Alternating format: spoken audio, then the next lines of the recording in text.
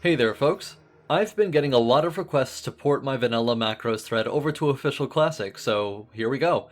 We'll be kicking this off with some hunter macros, and in a later tutorial I'll review basic pet control and cover advanced tactics. Before we start, please check the description if you would like to skip to certain specific macros. I always include a skip list in my videos. First, let's review what macros actually are. Put simply, they are scripts you can run in-game to execute certain commands. You can do far more than cast spells with them. You can use them to automatically target units you want to use the attached spell on. You can use the same keybind for both beneficial and harmful spells depending on the target, and you can even break certain abilities with them, in good ways. They are very convenient and they can make things easier for you, so don't underestimate them. There's just one problem. The macros that we're used to using in vanilla are not compatible with Official Classic because, well, basically, we're playing on a downgraded retail client. The vanilla API and those fancy scripts we've used previously are no longer applicable. And although there were some very useful commands that can no longer be used, there are new parameters now at our disposal which will suit our purposes well enough. For your information, one of the scripts that no longer works is the distance check, so we can't make our ranged macro do auto shot at range and switch to melee if something is too close. Another popular script we'll need to go without is the Viper Scorpid macro, which was used in 1.12 to cast Scorpid Sting on targets without mana and Viper Sting otherwise. Enough with the overview though, let's get into the meat of this. To make a macro, type /m in the chat or select macros from the in-game menu to bring up the macros window. When you create a new macro, you can drop a space in the name box to pretty much leave it blank, and due to how macros work, we don't need to choose an icon for most macros. One of the most important abilities you can have on your bars is Autoshot. It's quite powerful. It's almost always the ability you should open with, and there are some useful functions you can group with it. Check out this macro for instance. I'll explain what each of this macro's 3 lines does. The first line simply shows the relevant info about the ability you want to cast if you mouse over it on your bars. This isn't necessary, but it's good practice to keep it in all of your macros anyway. The second line will target an enemy in front of you, but only if you cannot harm your current target. That is, if your current target is friendly, or if you don't have a target at all. The final line will cast your autoshot, but notably, this little exclamation point before the ability name prevents it from being toggled off if you spam the key. You don't need the exclamation point for most abilities, only for certain things, like autoshot. There you have the basic shots macro. Pressing the keybinds for your shots on their own will not auto-target anything in front of you, so if anything you take from this, recreate the basic shots macro for all of your shots. That will help you quickly acquire a new target in a pinch, or help you quickly reacquire targets. Something I like to do is click anywhere on the screen really, to deselect my current target, then, while facing towards a new target, press any offensive key to acquire that one instead. This makes it very easy and fast to target something new whenever you want. Another example of where you might want to use an exclamation point before an ability name is with Eagle Eye. This macro will allow you to chain it endlessly, which is fun for exploration, sure, but most importantly you can scout ahead with it. Many hunters have asked me about macroing melee abilities together. Although you can place every single ability into a single macro, this is not recommended. Sometimes you'll want to duck in and Raptor without clipping. Separate them based on damage versus control. Here are 2 macros that do just that. Raptor Strike and Mongoose Bite in one, Counterattack and Wing Clip in another. Raptor Strike is not on your GCD, it's on your melee swings, so Mongoose Bite and Wing Clip actually can occur simultaneously with Raptor Strike. Counterattack is a proc and should go above Wing Clip in the macro in case it does proc. Although you're still left with a couple of binds, you continue to cut down on how many you need. If you'd like a Ravager dedicated anti-cancel melee spam macro for your Bladestorm needs, bind Wing Clip under a no channeling conditional to the same keybind you used to equip it. The no channeling conditional will ensure that even if you're mindlessly spamming it, you won't miss the cue and accidentally break Bladestorm. And yeah, the Ravager in Official Classic works pretty well. It can proc on hit effects, including more Bladestorms. We're going to have to experiment with stuff like Dragon Breath Chili or Frost Oil. Anyway, And speaking of separating abilities, I want to cover a common function that's very popular in macros. Take a look at this macro. This is called a modifier macro, and all it does is it puts multiple keybinds on a single spot on your bars. Given the parameters in this example macro, simply pressing the keybind, let's say 2 for example, will use rank 1 arcane shot, and if I hold shift before hitting 2, the macro will instead use Serpent Sting. Some will claim that it, quote, puts multiple abilities on one button, end quote, but this is untrue, or at least misleading. Although this sort of macro can save you space on your bars, allowing you more room to put, say, profession menus, consumables, and other things on non-keybound spaces, you will still have just as many keybinds to use for your normal abilities. So, this is for saving space on your bars, not reducing your keybinds. It's still useful for that reason, but if you want to do a setup like I've got and just keybind 2 and shift 2 separately, that's fine too.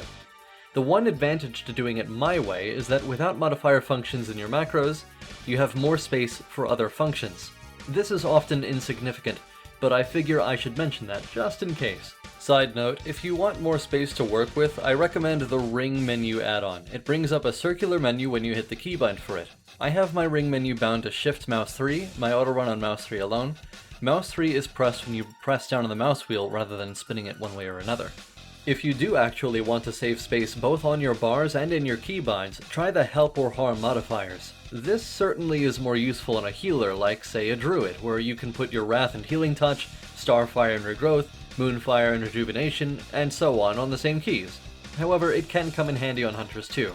The condition will change which spell is cast depending on the allegiance of your target.